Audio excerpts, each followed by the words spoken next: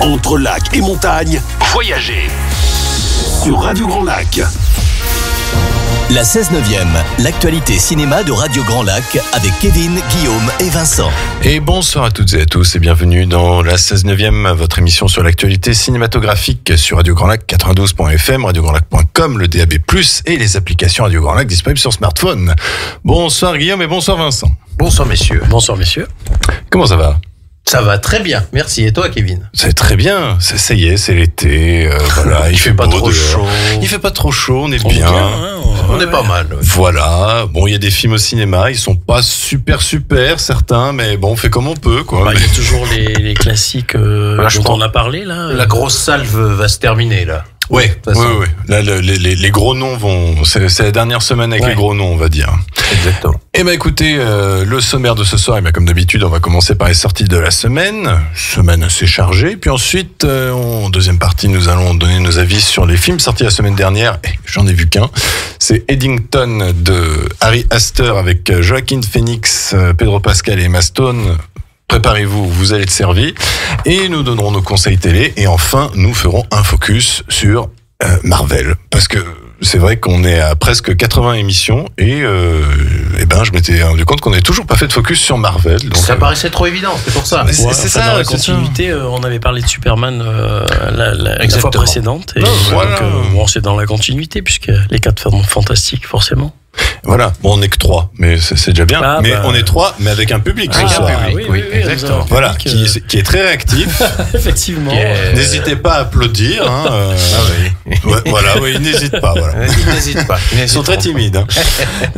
Écoutez, on va passer sans plus tarder aux sorties de la semaine. Et mon cher Guillaume, qui est la plus grosse sortie de la semaine. Oui, puisque c'est les 4 fantastiques. Premier pas, attention, donc qui seront disponibles au Tôle du Lac et au Pâté de Matt Shakman avec Pedro Pascal, l'idole de ces dames et de ces hommes, enfin de tout le monde, Vanessa Kirby et Joseph Quinn. Donc, face à cette famille forcée de trouver un équilibre entre leur rôle de super-héros et la force des liens qui les unissent, se dresse une menace démesurée, l'entité cosmique Galactus et son énigmatique bras droit, le surfeur d'argent, dont l'ambition n'est autre que de dévorer la Terre entière et tous ses habitants.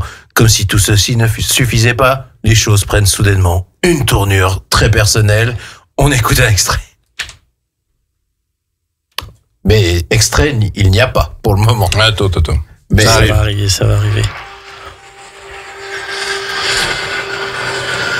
Je proclame son avènement. Je proclame votre fin. Le son est pas terrible. Bon. Et c'est normal, le son sortait de ton téléphone et pas des micros, c'est pour ça. Mais bizarre. Mais c'est pas grave. Donc, c'est les 4 fantastiques version Marvel avec des choses qui ont l'air un peu différentes et qui ont l'air plutôt sympathiques. C'est la combienième de version des 4 fantastiques ? C'est la 3e. Officielle, mais la 4e en vrai. Oui. D'accord. Et puis, sans parler que les choses vont prendre une tournure personnelle, qui sait ? Et peut-être qu'un certain Robert Downey Jr. sera dans le film. On va faire juste un tout petit essai, ça se peut, ça va remarcher. Avec Iron Man, je suppose ? Non, parce qu'il revient en autre personnage. On essaye juste la bande-annonce, on va voir si ça remarche. Ça ne fonctionne pas du tout. Bon, on fera ça. Alors, autre sortie, Dangerous Animals, disponible aux Toiles du Lac et au Pâté, de Sean Byrne, avec Jay Courtney, Assi Harrison et Joss Huston.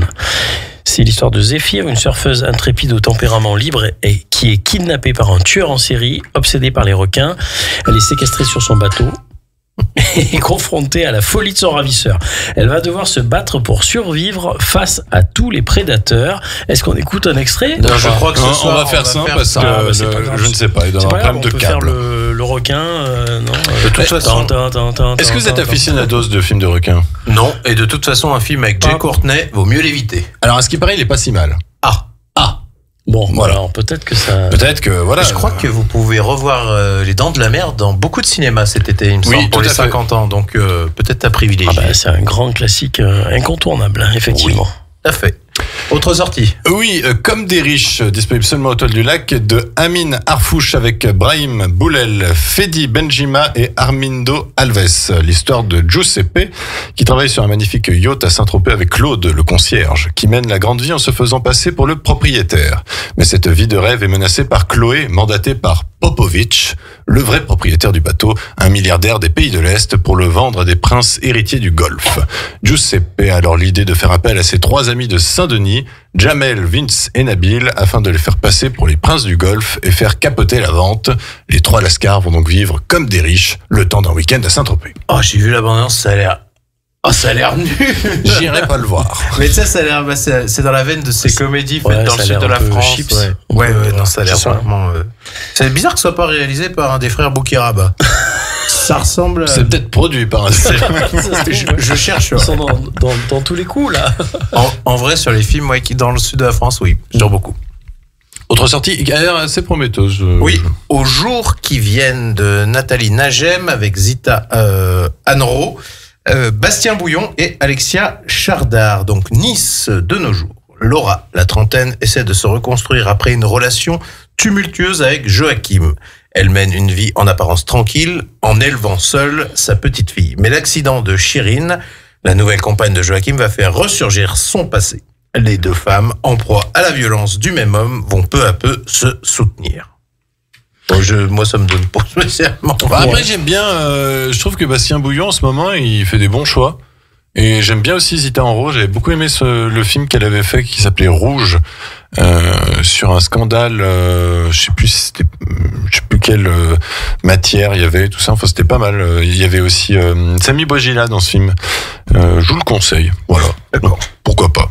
Autre sortie, Vincent. Sorry Baby, disponible au Victoria et à l'Astrée, 2 et avec Eva Victor, mais aussi Naomi Aki et Lucas Hedge. Quelque chose est arrivé à Agnès, et tandis que le monde avance sans elle, son amitié avec Lydie demeure un refuge précieux. Entre rire et silence, leur lien indéfectible lui permet d'entrevoir ce qui vient après. Et Ok. toujours pas d'extrait, puis de toute façon il n'y en avait pas là. Non, c'était seulement bilingue. L'autre sortie au Victoria Lastre, c'est The Things You Kill.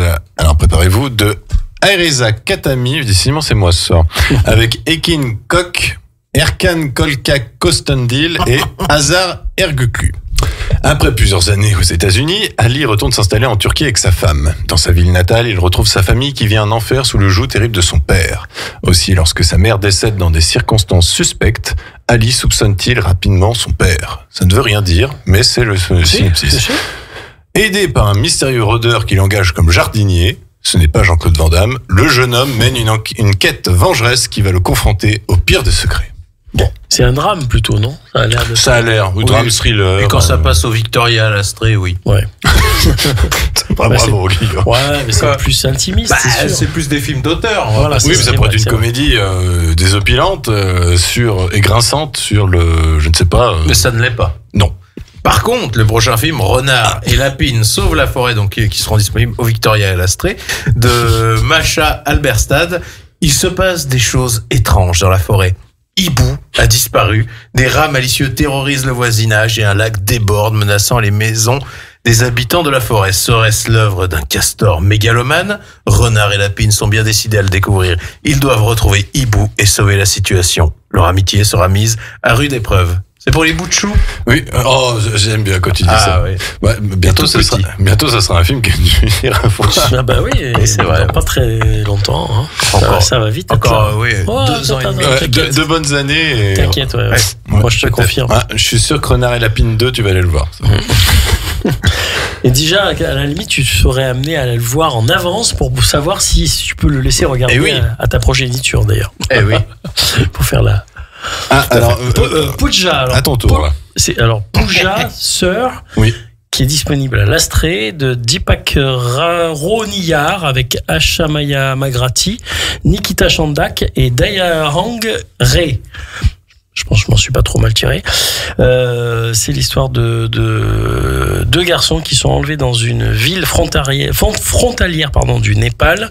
L'inspectrice Pooja est envoyée de Katmandou pour résoudre l'affaire. À son arrivée, les troubles politiques et les manifestations raciales la forcent à demander de l'aide à Mamata, une policière locale. En affrontant la discrimination et le sexisme, les 2 femmes tenteront de résoudre l'affaire, mais à quel prix pour chacune d'elles? Pourquoi pas. On se pose la question. Un film indien. Et puis du côté de nos amis cinéphilex, on a un seul film cette semaine, Ce Nouvel An qui n'est jamais arrivé, disponible au Victoria. C'est réalisé par Bogdan Murisanou avec Adrian Vancica, Nicoletta Ancu et Emilia Dobrin. Ça se passe en décembre 89. Le 20 décembre 89. La Roumanie est au bord de la révolution. Les autorités préparent les festivités du Nouvel An comme si de rien n'était, ou presque. Mais le vernis officiel commence à craquer. Dans l'effervescence de la contestation, 6 destins vont se croiser au fil d'une journée pas comme les autres, jusqu'à la chute de Ceausescu et de son régime. Voilà. Un film que Guillaume a bien envie d'aller voir. Je pense. Mais il te tarde. Franchement, il nous régale Cinéphilex chaque semaine, je trouve. Non, mais franchement, à ce qui paraît, c'est un film qui est sûr. très très grande. Tout à fait. Non, mais c'est pas des bêtises. Non, mais moi, je rigolais pas par rapport au film, je rigolais par rapport au temps que tu y mets, sachant qu'il n'y a plus de bande-annonce, donc du coup, tu fais vraiment l'ambiance sonore, là. Guillaume, il nous a sorti un Renard et Lapine sauve la forêt comme si c'était le nouveau Stallone. On y croyait, là. C'était formidable. Pendu à ses lèvres. Et écoutez, et aussi, avant de faire une pause musicale, j'aimerais quand même qu'on parle d'un événement qui va commencer, dès cette semaine. C'est Cinépark qui commence, du coup, et dès que je trouve les dates, du 26 juillet au 1er août, avec du coup, à l'affiche, ce samedi, vous aurez Dirty Dancing. C'est quand même, c'est un bon film, hein. Pour emmener, c'est le soir, à emmener la petite amie de vos rêves, celle à qui vous voulez déclamer votre flamme, c'est le moment. Celle à qui vous avez envie de faire le porter. Oui, mais ça c'est après. Ça c'est après. Le dimanche 27 juillet, vous avez Bienvenue chez les Ch'tis. On connaît bien. La petite comédie. Le lundi 28 juillet, double programme avec Le jour où le Titanic a coulé, un court-métrage avec des acteurs formidables. Si vous voulez nous y retrouver, nous y serons présents avec Kevin. Voilà. Vous n'êtes pas un peu jugé parti, là, les gars? Pas du tout. C'est ce qu'on appelle le contrôle des médias. À quel moment t'as cru que t'étais dans une démocratie, là? Non, ça, je confirme, on n'y est pas. Donc, nous serons présents de plus en plus, je peux vous le dire. Et après Le jour où le Titanic a coulé, vous aurez un petit truc en plus. Donc, la comédie qui a fait le gros carton de l'année dernière, 12 millions. Oui, la comédie où j'ai pas joué dedans, et que j'ai refusé. J'ai pas pu y aller. Monsieur le nez creux. Monsieur le nez creux. La même année, faire Anatomie d'une chute et un petit truc en plus, faut le faire. Et quelqu'un m'a dit, tu as fui le succès. Oui, tu es trop noble. Tu es au-dessus de ça. Voilà, il a eu peur du succès, c'est pas la même chose. Et puis sur les 4 derniers jours, vous aurez mardi 29 juillet E.T., le 30 juillet Moche et Méchant 1, le 31 juillet Spider-Man de 2002 avec Tobey Maguire, l'original, et le 1er août Bac Nord. Voilà. C'est pas mal, ça a l'air d'être assez Cédric alléchant. Jiménez. Ça a l'air d'être assez alléchant. Ah oui, puis c'est très sympa, Cinépark. Je vous rappelle. Et puis avec une petite truc en plus, à savoir que à chaque représentation, ils font un petit court-métrage où vos serviteurs apparaissent. Normalement. Alors, je ne sais pas si on sera dedans, mais en tout cas, il y aura une petite annonce Radio Grand Lac. Voilà. Visiblement. Voilà. C'est quand même ça. Et nous serons présents le 28. Voilà. Si vous voulez des dédicaces. Une photo. Mettre un visage sur une voix. Voilà. Les fans se bousculent à la porte déjà. Oui, là, même notre public a l'air d'être complètement. Absolument subjugué. Cessons cet entre-soi, on se croirait sur RTL. Tout à fait. Pense à la pub. C'est ça. Ouais. On va faire une première pause musicale et vu que ce soir nous allons parler de Marvel, je me suis dit qu'on a écouté du Marvel, mais pas du Marvel très connu. Et on va quand même s'écouter Bring Me to Life, Evanescence, tiré du film Daredevil. Ça, c'était du bon son. Et on revient tout de suite après. Radio Grand Lac, votre radio. La 16/9e, l'actualité cinéma de Radio Grand Lac avec Kevin, Guillaume et Vincent. Et rebonsoir à toutes et à tous, vous êtes toujours dans la 16/9e, votre émission sur l'actualité cinématographique sur Radio Grand Lac, 92.fm, le DAB+, radiograndlac.com et les applications smartphone Radio Grand Lac. Je suis toujours en compagnie de Guillaume et Vincent. Toujours, oui. Yes. Toujours présent. Toujours debout. Je signe. Et bien maintenant, après avoir évoqué les sorties de la semaine, il est désormais temps de parler de nos avis sur les films sortis la semaine dernière. Mais avant cela, mon cher Guillaume, quels sont les films que nous avions déjà préalablement conseillés qui sont toujours disponibles en salle? Eh bien, le Disney Lilo et Stitch. Encore. Le film Life of Chuck qui fait encore de la résistance. Un excellent bouche à oreille. Allez le voir, il est très très bon. Le meilleur film de l'année. Oui. Le film 28 ans plus tard. Vous êtes un peu plus mitigé? Moi, un petit peu plus. Mais moi, j'ai beaucoup aimé. Avait beaucoup aimé. Non, on peut le mettre dans la catégorie qu'on vous conseille. Oui, après avoir vu les films qui sont sortis après. Le Pixar Helio, le film F1, le évidemment. film 13 jours, 13 nuits là, de Martin Bourboulon, Le film Rapace, c'est le film excellent. L'accident de piano qu'on conseille encore. Mais malheureusement, Oui, Quentin. ça me fend la poire à chaque fois de voir ça. Quentin Dupieux. Ça me fait du mal, ça me fait vraiment du mal de le dire. Et mais on a aussi un avis, pourquoi pas, mais avis réservé, donc Dragon, l'adaptation live du DreamWorks, le Jurassic World Renaissance et Superman, que Kevin a vu. On est sorti un peu mitigé de ces trois films-là. Tu es sorti. Oui, il y a que moi qui ai vu ces trois films-là. Pour l'instant, mais Voilà. bien les rappeler. Je rappelle, Super Dragon. déception. Ouais, je rappelle, Dragon, n'allez le voir que si vous n'avez pas vu le dessin animé, si on ne voit pas l'intérêt. Jurassic World, n'y allez voir que si vous avez envie de voir des dinos, sinon je vois pas l'intérêt. Et Superman, soyez ouverts à une nouvelle proposition de Superman qui n'est peut-être pas le Superman que vous connaissez depuis que vous 30 ans. Voilà. Voilà. Puis il faut aimer l'humour un peu bas de plafond. Voilà. Et sinon, la semaine dernière, alors je suis pas allé voir les Schtroumpfs. Ouais, moi non plus. Je suis pas allé voir Souviens-toi l'été dernier. Accompagner mon petit. J'ai pas regardé les critiques de Souviens-toi l'été dernier, mais ça doit être catastrophique. Apparemment, c'est catastrophique, totalement. Mais par contre, tout le monde a parlé de Jennifer Love Hewitt qui était sur le tapis rouge, et a raison. Je trouve que c'est encore une très belle femme. Oh oui. Mais apparemment, ni les Schtroumpfs, ni Souviens-toi l'été dernier. T'es pas allé voir Certains l'aiment chauve? Non. Non, j'avais oublié ça. Décidément, la semaine dernière, il y a eu du bon programme. Ouais. Mais par contre, je suis allé voir Eddington, donc le nouveau film du réalisateur Ari Aster qui nous avait ravis avec Hérédité. Après Midsommar, il y avait des idées, mais c'était pas non plus extraordinaire. C'était quand même un repompé du le géant d'osier. Comment ça s'appelle? The Wicker Man. Oui, The Wicker Man. Qui est bien plus impactant. Oui. Et puis ensuite, il y avait Boys of Red qui est une 3 heures de qui était n'importe quoi, avec une critique sur, je ne saurais même pas dire sur quoi c'était. Monsieur Ari Aster qui fait du cinéma d'horreur. Comment on dit, d'auteur. Oui, voilà. Comme ils appellent en anglais du elevated horror. Elevated horror. Voilà. Donc Monsieur Ari... c'était bien dit. Oui. Voilà. C'est Monsieur Ari Aster, Alpass, voilà. Le pass cinéphile en général. Alors Eddington, par contre, je vous rassure, ou je ne vous rassure pas, ce n'est pas du tout un film d'horreur. Il n'y a pas une seule scène effrayante. Par contre, ça prend son temps. C'est-à-dire que c'est un film qui se passe pendant le Covid, où Joaquin Phoenix, qui joue le shérif de la ville d'Eddington, rentre en confrontation avec le maire, interprété par Pedro Pascal, puisque il s'entendait pas très bien avant, puisqu'il y a des histoires, de micmac amoureux avec la femme de Joaquin Phoenix, interprétée par Emma Stone.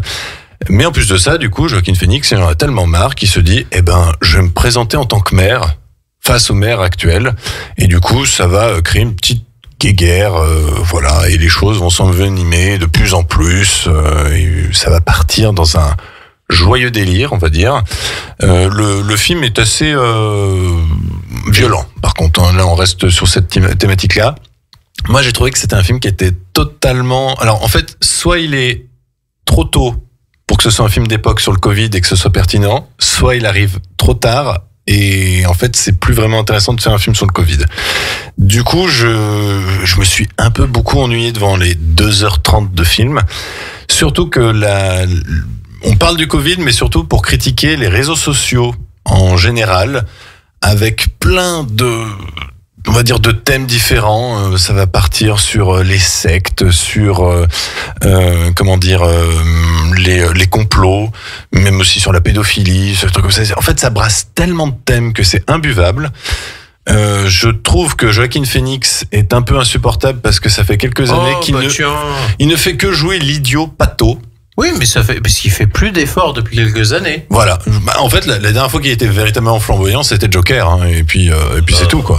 Même Napoléon. Ah, Napoléon, c'était affreux. Encore que la version longue sauve pas mal les meubles. Mais je sais pas ce qui s'est passé, mais en plus, il a la réputation de planter les projets au dernier moment. C'est ça. Donc, un peu sorti de partout, ça, ouais. Je pense qu'il accepte plus que les rôles où il a pas grand-chose à faire, on va dire. Il enclenche le pilote automatique et ça va très bien. Oui, mais Emma Stone, par exemple, elle doit briller. Emma Stone, alors oui, elle doit briller. Parlons-en d'Emma Stone et de Pedro Pascal qui sont sur l'affiche, mais qui, je pense qu'en termes de temps d'écran, ils doivent avoir chacun pas plus de 10 minutes. Mais en même temps, Pedro Pascal, comment veux-tu Ah, mais je sais pas. Il est dans tous les films. Il Ouais, est dans on 3 voit quand films même, à l'année. 3 films ce mois-ci. Ce mois-ci, il joue. Non, mais il avait tourné, je sais pas combien de films en même temps. Plus une série. Oui. Non, mais c'est impressionnant. Mais bon, voilà. Après, Pedro Pascal joue très bien. Emma Stone joue très bien, mais son personnage n'est pas non plus si intéressant que ça. Enfin, je veux dire que ça pourrait être n'importe quelle autre actrice. On n'aurait pas été ultra choqués. Oui, mais ça fait vendre et ça fait déplacer les gens. Ça fait vendre, voilà. Bon. Est-ce qu'il y a quelque chose d'original au niveau du scénario? Alors, oui, on va dire que la tournure finale est assez originale et t'as quand même des surprises. Ça reste quand même bien réalisé. Ça, on peut pas le cacher, c'est qu'il y a des idées de plans qui sont assez notables. On s'ennuie sur la première partie, mais la deuxième heure est quand même assez trépidante et du coup, on s'ennuie pas trop.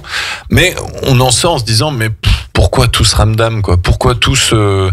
En fait, c'est aussi anarchique et brouillon que les informations que tu as dans les réseaux sociaux quand tu descends un fil de réseaux sociaux. En fait, je pense que c'est plein d'infos, mais il en fait rien à la fin. Ouais. Il n'y a pas une petite morale, il n'y a pas son point de vue. Mais je pense que ce qu'il recherchait, c'était vraiment de faire c'est limite un film TikTok de 2h30. Oui, mais ça sert à quoi de faire un constat si tu aimais pas à la fin une réponse hypothétique? Voilà. Ça sert à rien. Mais c'est plus des films d'auteur, quoi, moi je trouve.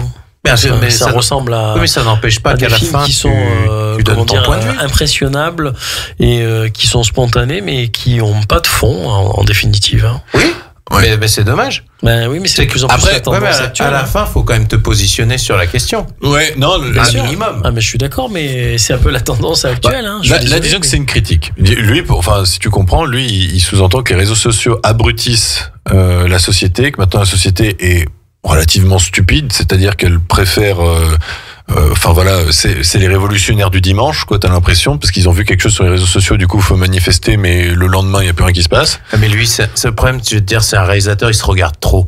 Il s'aime trop, je pense. Lui. C'est le constat que je me suis dit, est-ce que c'est pas un réalisateur qu'on a donné la pleine confiance trop tôt? Oui, et il y en avait un autre à qui on a parlé, que c'est exactement le même, mais j'ai plus le nom en tête. Quentin Dupieux? Non, parce que Quentin Dupieux, il se regarde pas. Ah, notez, mesdames et messieurs. Quentin Dupieux, je déteste ce qu'il fait. Mais attention, je salue le mec qui a dynamité le système de production. Enfin, il a son truc à lui, mais je ne peux pas voir ce qu'il fait. Ouais, mais je trouve Ari Aster, moi, il y a que son premier film qui m'a vraiment. Par contre, c'était un très grand choc. Hein. L'un des derniers films qui m'a vraiment fait peur. Hérédité avec Gabriel Byrne et puis comment ça s'appelle déjà? C'est lui qui a remis en avant Toni Collette. Toni Collette, extraordinaire. Mais voilà. Mais lui, il a la carte, mais tu sais pas pourquoi, la carte cinéphile. Mais je pense que la carte, s'il continue encore avec un autre projet du même acabit, il va la perdre. Donc, voilà. Moi, je sais que le film divise. Il y en a qui ont trouvé ça absolument remarquable. Moi, je trouve ça un peu dépassé. Et, franchement, pas vraiment si pertinent que ça. Voilà. Et du côté du conseil télé, il y a mieux à regarder à la télé, je suis sûr. Oui, apparemment, oui. Vincent, vas-y, Vincent. D'accord, ok. Dimanche, sur TF1, vous avez un immense film avec un immense réalisateur et qui n'en est pas moins un immense acteur également, qui est Clint Eastwood, qui date donc de 2008, ce film, et qui s'intitule donc Grand Torino. Pour ceux qui ne savent pas, c'est le modèle d'une Ford très prestigieuse qui avait trouvé ses lettres de noblesse dans la série Starsky Hutch notamment. Tout à fait. Celle-ci est datant de 1975 et celle de Eastwood dans le film et celle de 72 si elle est plus vieille. Ouais. Et donc en fait, pourquoi Grand Torino comme titre? C'est parce que en fait c'est l'acteur principal qui n'est autre que Clint Eastwood, qui interprète un gars un peu irascible, retiré de tout, qui est fâché avec sa famille, qui est assez, on va dire, raciste auprès des populations locales, notamment asiatiques, puisqu'il a fait la guerre de Corée et que il se retrouve un peu avec une forme de dénigrement par rapport à ça, et il bichonne en fait ce qu'il aime, simplement il aime sa chienne, son fusil et puis sa bagnole qui est une grande Torino et qu'il affectionne tout particulièrement, et puis en fait contre toute attente il va se lier d'amitié avec un jeune Hmong son voisin et qui va finalement prendre sous son aile et qui va arriver à démêler de certaines choses dans lesquelles se trouve malheureusement malgré lui impliqué le jeune homme. Ouais. Et c'est un film remarquable qui vient 4 ans après Million Dollar Baby.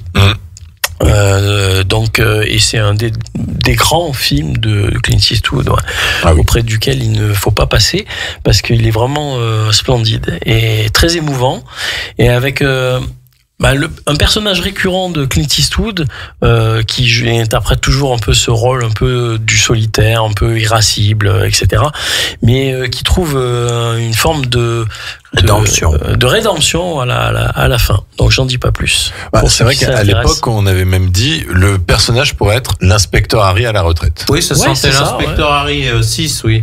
Ouais, c'est un peu c'est le puis on va pas se cacher, côté récurrent des personnages qu'il a interprété. La promo, enfin du moins l'affiche est faite un peu dans ce sens-là. C'est vrai. Et c'est pour attirer. Oui, mais au final c'est assez malin parce qu'on attire les gens qui veulent voir du Eastwood musclé. Voilà. À préciser que il y a des membres de sa famille qui sont intégrés dans le film puisque la musique du film et notamment le thème principal est interprété par Kyle Eastwood, son fils qui est un brillant musicien. Oui. Et également il y a Scott Eastwood qui joue un rôle secondaire apparemment. Donc il a parmi ses nombreuses progénitures, il en a inclus 2. Ouais, il joue un jeune qui raccompagne la sœur de Tao à un moment et il lui dit avec ta tête d'Irlandais, toi tu parles comme les mecs de quartier, tu sais. Tu te rappelles pas? Je me souviens. Il y a des dialogues magnifiquement fleuris dans ce film. Oui, il y a les duos, enfin les relations que les uns et les autres ont, notamment quand Eastwood se met au Kowalski dans le film. Walt Kowalski. Donc c'est assez savoureux et c'est du grand et bon Clint Eastwood. Ah ouais, c'est l'un de ses grands films. Oui. Et toi Guillaume, un petit conseil télé? C'est le même que toi, puisqu'on l'a choisi ensemble. Vendredi sur TMC à 21h25 passe l'opération Cornet de Beef de Jean-Marie Poiré avec Christian Clavier, Jean Reno, Valérie Mercier. Donc c'est juste avant, c'est le film en fait avant Les Visiteurs. Et que je valide aussi, entre parenthèses. Le trio, donc c'est toujours aussi drôle. Donc c'est la DGSE qui enquête sur le sol français et qui va envoyer en fait une agente pour que, comment on peut résumer ça? Ils vont envoyer une agente en fait dans le lit d'un psychiatre pour que sa femme soit libre pour aller travailler dans un ambassade. Voilà, c'est ça. Non, c'est génial. Un florilège de répliques. Je comprends pas d'ailleurs qu'il n'ait pas eu autant de succès. Il a eu du succès à sa sortie. Quand même, je crois qu'il a bien fait 5 millions. On l'a pas retenu autant, je dirais, que d'autres films. Et moi, je trouve qu'il a ses lettres de noblesse. Il s'est fait un peu éclipser par Les Visiteurs. Il s'est un peu fait éclipser par Les Visiteurs. Ouais. C'est dommage parce que moi, je trouve qu'il avait le bon niveau à égalité quelque part. Avec les amis, on l'appelait Opération Cornet de Buff, comme disait Jacques François. Jacques François, excellent. Et dans la bande-annonce, c'était après ce film, le pont de la rivière il te paraîtra être un film intello. Super film si vous n'avez pas découvert. Jean Reno, dans le côté comédie, il excelle parfois. Moi, j'aime bien. Par contre, c'était son premier pas dans la comédie. Ouais. Jean Reno. Oui, c'est à ce moment-là, t'as raison. C'est son premier pas dans la comédie. Dans un rôle, je dirais, musclé. De contre-emploi, quoi. Je sais pas si c'est la contre-emploi. Pas encore contre-emploi. Non, parce que là, il est vraiment dans le rôle musclé, tout ça, c'est... Lui, c'est le clown triste, de toute façon, Jean c'est ça, Ce qui est bien, c'est qu'en fait, c'est la dynamique de duo avec Christian Clavier qui fonctionne très très bien. Et puis les rêves. Il y a un très bon rythme dans ce film. En termes d'action, ça envoie. Là, il y a un champ de tournesol ça fuse. La BX qui passe. Vraiment, c'est toujours un grand plaisir de le revoir. Je crois que je l'ai en Blu-ray même. Oui, moi aussi. Je le revois assez régulièrement. Et sinon, pour les jeunes, il y a le même soir, mais sur Gulli, il y a La Balade des Dalton, qui est un film d'animation assez très sympa. Moi, je me rappelle l'avoir vu il y a longtemps et j'en garde un très bon souvenir. Ouais, dans la même lignée que des Eternes, tout à fait. Eh bien, écoutez, on va faire une deuxième pause musicale avant de consacrer notre focus sur l'écurie Marvel en général. Et vu qu'on va parler de Marvel, on va s'écouter Die For You de Megan McCaughey du film Les 4 Fantastiques qui a 20 ans maintenant. Voilà. Allez, on se retrouve tout de suite après. Nous, c'est le grand bain de la vie locale. Le son de votre quotidien. La voix de votre territoire. Radio Grand Lac. Ensemble Sur le 92.1. et en DAB. La 16/9e, l'actualité cinéma de Radio Grand Lac avec Kevin, Guillaume et Vincent. Et rebonsoir à toutes et à tous. Vous êtes toujours dans la 16/9e, votre émission sur l'actualité cinématographique, toujours sur Radio Grand Lac, 92.fm, le DAB+, radiograndlac.com et les applications smartphone Radio Grand Lac. On n'arrête plus. On n'arrête plus le progrès. Eh ben écoutez, il est temps de clôturer notre émission avec un focus consacré à Marvel. On n'en avait jamais parlé. Et avec vos trois fantastiques speakers. Voilà. On ne dira pas qui c'est la chose. Oui. S'il vous plaît. Mais du coup, voilà, je me suis dit, on va faire un focus sur Marvel. On va reprendre les grandes périodes, parce que quand même, Marvel au cinéma, ça n'a pas commencé en 2008. Il y a eu des premiers pas un peu compliqués dans les années 80-90 avec des tentatives avec un certain Howard le Canard, un certain Punisher avec Dolph Lundgren, ou encore... Après, il y a la série 70 de Spider-Man aussi, où c'était au Japon. Là. Au Japon, oui. Alors après, oui, c'est vrai que je ne parlais que du cinéma. Par contre, côté série, Marvel a connu un grand succès avec la série Hulk, avec Bill Bixby et Lou Ferrigno. Oui, tout à fait. Il y a même le procès de Hulk avec Daredevil, l'introduction. Tout à fait, ouais. Et puis, du coup, voilà, on a eu Punisher avec Dolph Lundgren qui est irregardable. Ah ouais? Ah ouais, j'ai trouvé ça affreux. Il y a le Captain America de 1990 que j'ai découvert hier soir qui est sorti directement en vidéo tellement c'est ignoble. Oh bah oui, Mais vraiment ignoble. C'est-à-dire que Crâne Rouge est un Italien. En fait, est un enfant italien des années 40 à qui on a du coup fait des grosses expériences pour qu'il ait la tête toute rouge. D'accord. Mais c'était le propre même de ces films datant d'une époque où les effets spéciaux étaient moyennement réussis. C'est que c'était fauché. C'est que c'était fauché et c'était des licences en fait. Aussi, mais... En fait, surtout c'est que Marvel était en mauvaise posture, je crois, dans la vente de comics. Dans les années 80, oui. Et qu'en fait, ils ont vendu leur licence des premiers studios qui passaient par là. Voilà. Et qui produisaient ça pour même pas $1 million. Oui. Ce qui a donné également les 4 Fantastiques. Alors, les 4 Fantastiques, c'est vrai que peu de gens le savent, mais il y a eu une version des 4 Fantastiques en 1994. Et qui devait être un bon film à la base. Qui devait être un bon film. Alors, en fait, le problème, c'est que le film n'a été fait que pour conserver les droits, en fait, pour proroger les droits du film. Et en fait, ils ont fait un film en faisant en sorte qu'ils ne sortent jamais. C'est-à-dire que les acteurs n'étaient pas au courant qu'en fait ils tournaient dans un film qui ne devait jamais sortir. Mais ça se fait encore de faire des films à licence juste pour garder les droits. Merci Terminator. Et le problème c'est que maintenant le film vous pouvez le voir sur YouTube. Alors il dure 1h20 et comment dire, les effets spéciaux sont absolument abjects alors qu'on est 1 an après Jurassic Park, quand même. Oui. Et vous avez, par exemple, le bras de Monsieur Fantastique à la fin qui sort de la limousine. Et en fait, c'est juste un morceau de bois agité, comme ça. Enfin, c'est ignoble. Et fort heureusement, en fait, il y a eu pas mal de déclinaisons en dessin animé qui ont commencé à bien fonctionner. Du côté de Marvel, on se rappelle de la série Spider-Man. Oui. La série X-Men. La série X-Men, oui, les deux, que ce soit à 91. Non, comment elle s'appelle? Oui, 90-91. Oui, c'est ça, oui. Et puis X-Men Evolution. Et un miracle se produit, puisque on pourrait dire que le départ, c'est Blade. Eh ben, on va dire que le vrai départ qui marque la deuxième partie, c'est vraiment 3 films. Oui. Blade, X-Men, Spider-Man, qui confirme. Oui, qui marque la fin. Oui. X-Men avec Fassbender et puis. Non. Ça, c'est bien plus tard. C'est plus tard, oui. Non, c'est vraiment celui de. Oui, mais c'est l'un des meilleurs. Mais celui de Bryan Singer avec Patrick Stewart, Ian McKellen et Hugh Jackman, la révélation. Et là, on se met à penser que justement, les films de super-héros peuvent être pris au sérieux et que ça peut faire des sous. Bah, comme on disait pour Superman, ça fait partie de notre mythologie contemporaine, tous ces personnages-là Alors, je trouve que c'est un peu trop maintenant, c'est-à-dire qu'ils s'interpénètrent tous les uns les autres par rapport à leurs univers respectifs. Alors oui, ça arrive après. Et donc après, ça c'est pour évidemment favoriser encore plus le commerce, on va dire, sûrement. Mais c'est moyennement, acceptable parfois selon les scénarios qui sont. L'avantage avec du coup Blade, X-Men et Spider-Man, c'est que même si normalement ils viennent tous de Marvel, les films étaient tous indépendants. Ouais. C'est-à-dire que vraiment, Blade était dans son univers, X-Men était... Voilà.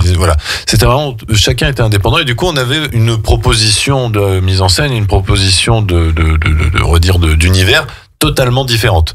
Blade, d'ailleurs, a cartonné alors que peu de gens à l'époque savaient que c'était du Marvel. Blade a surtout cartonné avec la VHS, puis il y a le 2 qui a été très marquant et le 3 un peu moins. Très bon, le 2 avec Guillermo del Toro. X-Men avait commencé à lancer une franchise, et Spider-Man, vraiment, ça a été l'explosion, parce qu'en plus il y a qui plus est la révolution des effets spéciaux montré Spider-Man. C'était déjà étayé par l'animé de Spider-Man qui était de 94. Ça a repris. Ouais. C'est vrai qu'on peut dire que le film de Tobey Maguire reprend un peu le même. La même ambiance, on pourrait dire. C'est-à-dire ce qui est tout à fait légitime. Un Spider-Man qui fait quand même un peu plus adulte, je trouve. Il fait pas gamin, quoi. Oui. Moi, j'avais bien aimé aussi. On n'est pas du tout dans le Spider-Man de Tom Holland, quoi. C'est vrai. En parlant de Spider-Man, une des dernières versions un peu modernes, là, avec The Amazing Spider-Man. Voilà, c'était. Andrew Garfield.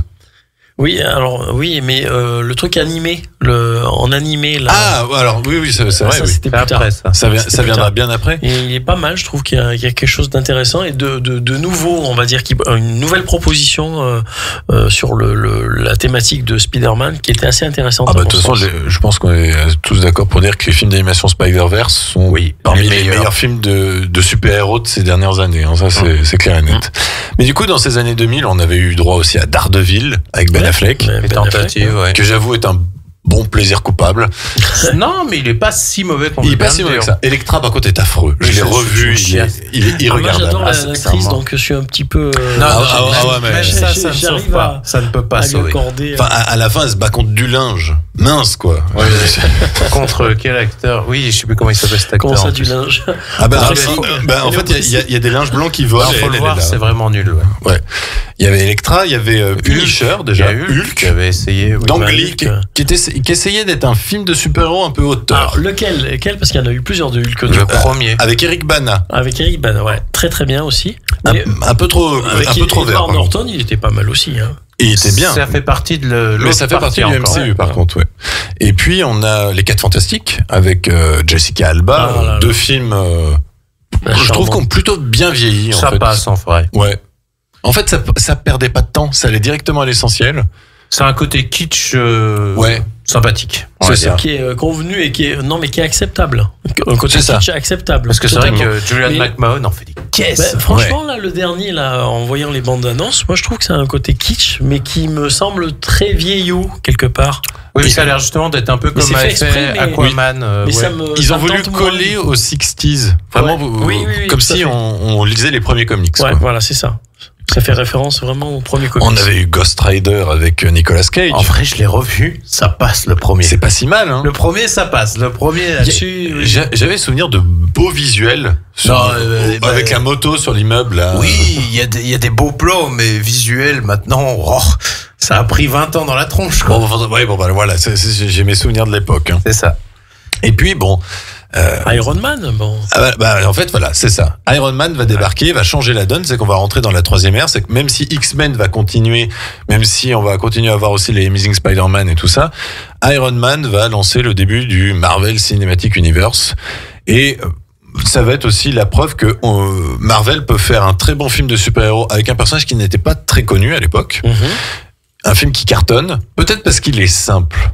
C'est peut-être ça aussi. Oui, et puis c'est pas. Comment ça, il est simple? Mais il cherche pas à faire plus, en fait. C'est un film qui fait de manière assez honnête et sincère. Je trouve le personnage, en fait, ce qui était bien, c'est que le personnage était un peu différent des héros habituels, tu vois, ce côté il n'a pas de double identité, prétentieux, tout ça, et puis la fin avec en fait qui s'en fout, je suis Iron Man, suis Iron Man, il assume tout, et puis non, mais c'est le côté décalé de Robert Downey Jr. qui a fait fonctionner aussi le personnage, quoi. Il est bien associé à ce personnage là, effectivement, associé à des bons effets spéciaux, en fait, avec l'armure et tout ça fonctionnait bien, mais par contre tu me diras pas que tous les films Iron Man ont quasiment le même problème. C'est qu'en fait, pour le battre, il faut qu'il fasse aussi une armure. Oui, à chaque fois, ça, je trouve ça un peu pénible. C'est un gimmick. Oui, mais bon, après, le premier est très très bien. Il faut bien qu'il trouve une matière à pouvoir se battre. Non, je dis des bêtises. Dans le 3, il a son truc contre ses opposants. Il fait exploser, je sais pas quoi, là. Oui, Guy Pearce. l'extrémiste, là. Oui, Guy Pearce, ouais. Il y avait celui avec, c'était dans le 2, je crois, avec Mickey Rourke. Tout à fait. Mais c'est qui ça. n'avait pas eu un très bon contact d'ailleurs avec la franchise DreamWorks, je crois. Marvel, non, Marvel, ouais, ouais, ils ont- c'est- ouais, non. Ça, c'était Après, pas Mickey très bien Rourke, passé. c'est dans Oui, sa période c'est compliquée. spécial. hein. C'est spécial, oui. Ouais, oui. non, c'est sa période où il revenait, mais Mickey Rourke s'était pris pour un très grand acteur Voilà. et n'avait pas vraiment. Puis Et c'est un grand acteur quand même, mais il n'avait pas eu Mais là, la, pour le coup, la marge de manœuvre. tu sais, le fait de s'être refait toute la façade entre temps et machin, ça a matché avec son personnage dans le Iron Man, dans le rôle du méchant russe, là. Et donc, C'est la période où il avait fait un sursaut. c'était pas mal. Mais là, par contre, après, Marvel est sur une route pavée d'or parce qu'ils arrivent à introniser Iron Man. Ils enchaînent ensuite avec, certes, un nouveau Hulk qui marchera pas top, mais bon, c'est pas grave. Thor, Captain America, ils réussiront à ne pas rendre Captain America ringard, alors que quand on voit Très, les très adaptations bien. avant, c'est dingue. Thor, je déteste, mais alors autant Captain America. Moi j'aime beaucoup le Oh, Thor. c'est nul, Thor. C'est kitsch, c'est nul. C'est Oui, bon, mais justement. Mais justement, Justement, peut être ça ose faire du ça peut- Shakespeare, on quoi. On peut aimer. Ah, moi je préfère le Captain America 100 fois.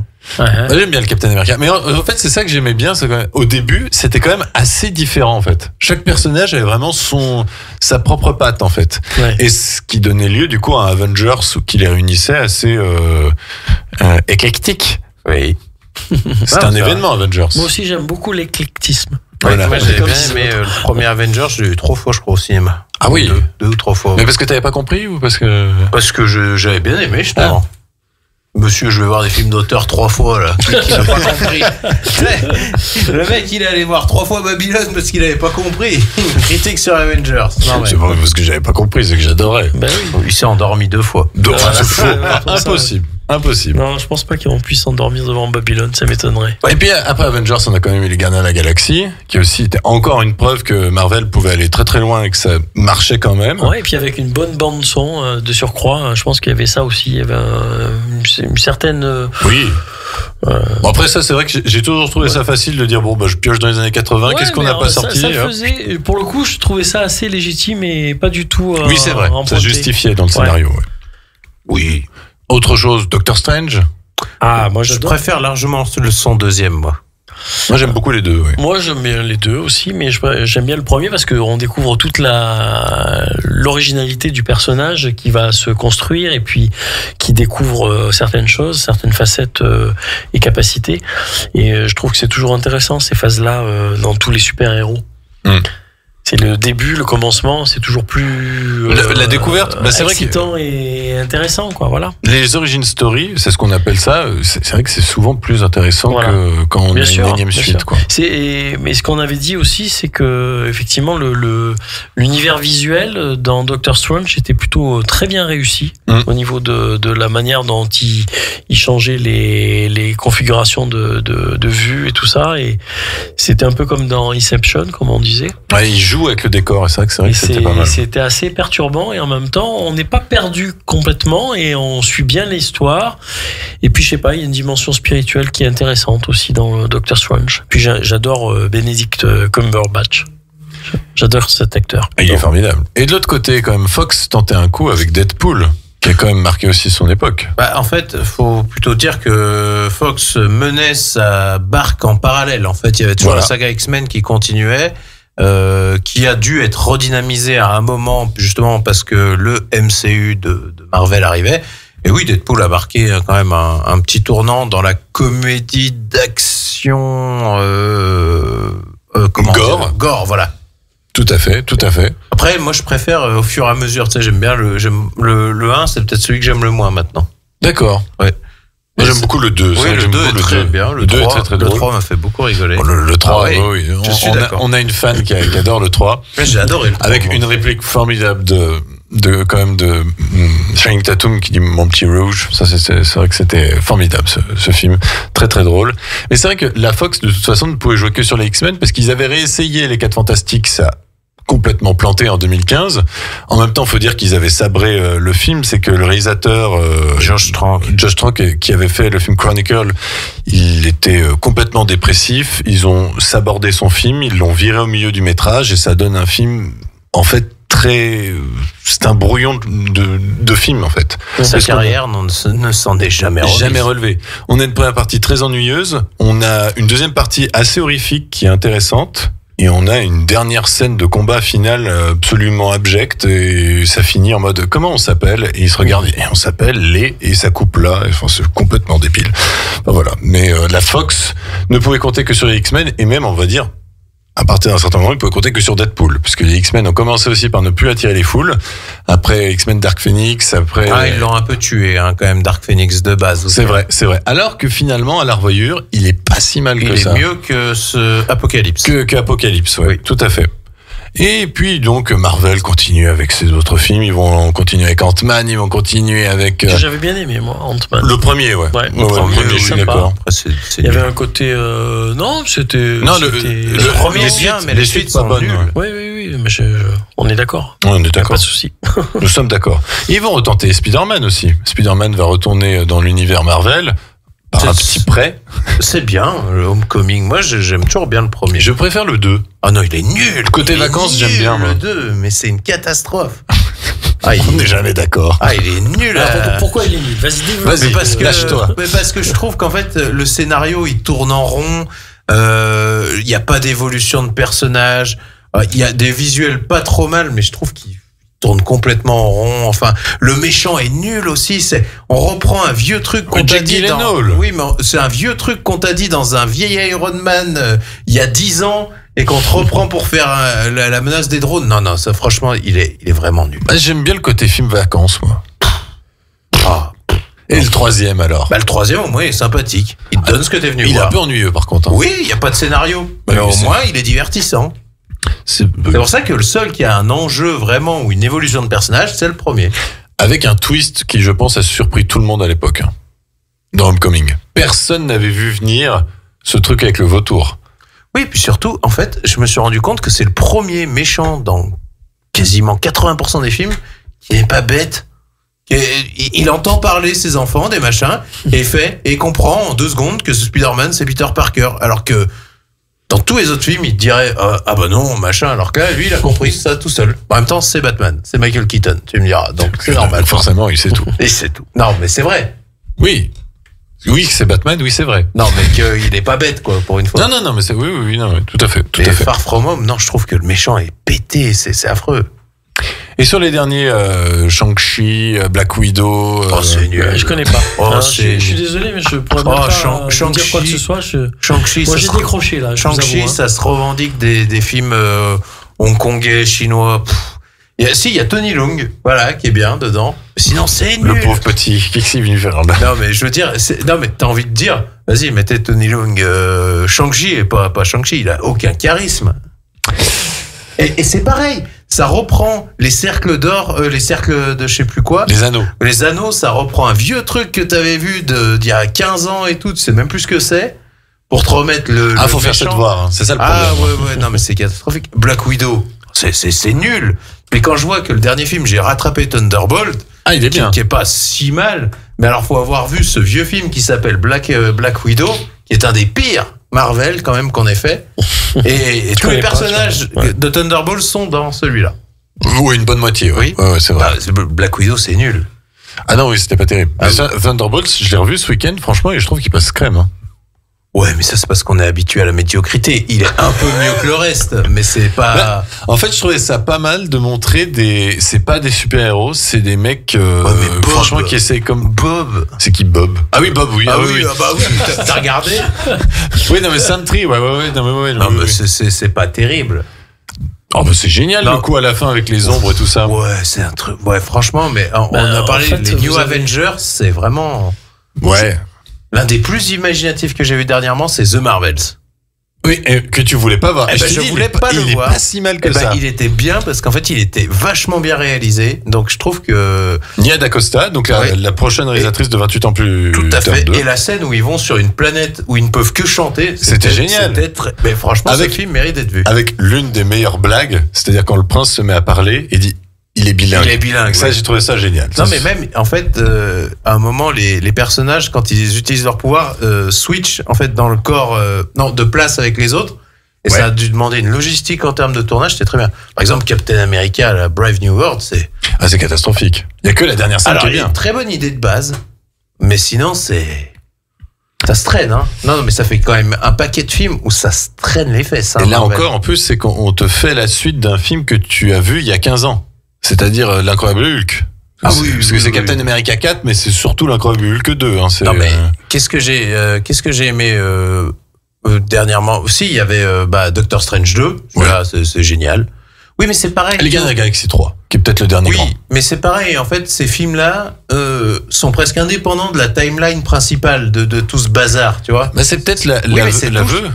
Oui, mais c'est ceux-là qui sont meilleurs. Bah, c'est que t'es obligé de te désolidariser pour faire du bon. Oui, parce que quand tu fais les Gardiens de la Galaxie, tu l'enlèves du truc, ça fonctionne bien.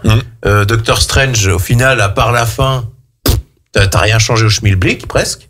Mais après, c'est quand même très lié à WandaVision, c'est très lié quand même, je trouve, au MCU quand même. Oui, mais enfin. Mais par contre, c'est l'exemple de demain, c'est-à-dire que Les 4 Fantastiques, les critiques sont dithyrambiques, mais c'est un film que tu peux prendre tout seul apparemment. Mais c'est très bien. Et voilà. C'est très très bien au moins.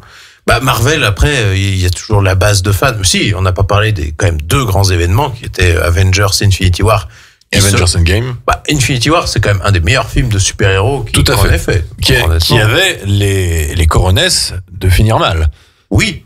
Alors que Endgame, je vois pas comment il pourrait être mieux, peut-être. Mais bon, c'est le passage obligatoire après Infinity War, mais disons que on vous fait plaisir. Oui, mais ça envoyait quand même. Tu peux pas dire. Puis quand tu le vois en salle, le soir de la sortie, que les gens étaient dingues dès lors que tu voyais juste Captain America qui prenait le marteau de Thor. Enfin, mais le problème, c'est c'était un truc, j'ai jamais vu que ça dans une autre salle de cinéma, quoi. C'est-à-dire que les gens étaient à fond. T'as pas fait No Way Home, là, en direct, la première séance. Si, No Way Home aussi, ouais. La première séance de No Way Home, tout le monde était fou. Mais par contre, on avait atteint un pic avec Endgame et on avait quand même une sorte de pseudo-conclusion. Finalement, on n'a pas conclu la saga et on voit bien que depuis ce film-là, ça rataille, quoi. Ça a du mal à reprendre. Et que même le but, c'est que alors pas le prochain Avengers, mais celui d'après, reboot tout. Ou en tout cas propose un nouveau départ, quoi. Voilà. Oui, mais il le faut parce qu'à mon avis, ils sont en train de se rendre compte avec tout ce qu'ils sont en train de mettre dans les 2 prochains films Avengers, qui sont après ressortir l'intégralité des personnages Marvel qu'on a vus au cinéma. Ils sont en train de se dire... Ça fait du monde. Hein. En fait, ça fait l'effet, tu sais, Die Another Day dans la saga de James Bond. Un trophée. Oui, j'espère qu'ils vont pas nous faire le coup du parapente avec les icebergs, quand même. Oui, c'est vrai. Mais c'est un peu trop facile. Et vous avez oublié aussi le personnage de Ron Perlman, là, avec les cornes coupées, là. C'est DC Comics, alors. Ce n'est pas Marvel. Alors, enfin, Hellboy, c'est un peu particulier. Hellboy, c'est entre c'est Dark Horse Comics. Dark Horse Comics. C'est DC Comics, ouais. DC Comics. Mais il y a une époque où c'était raffilié un peu à Marvel. Moi, je suis perdu, là. Hein?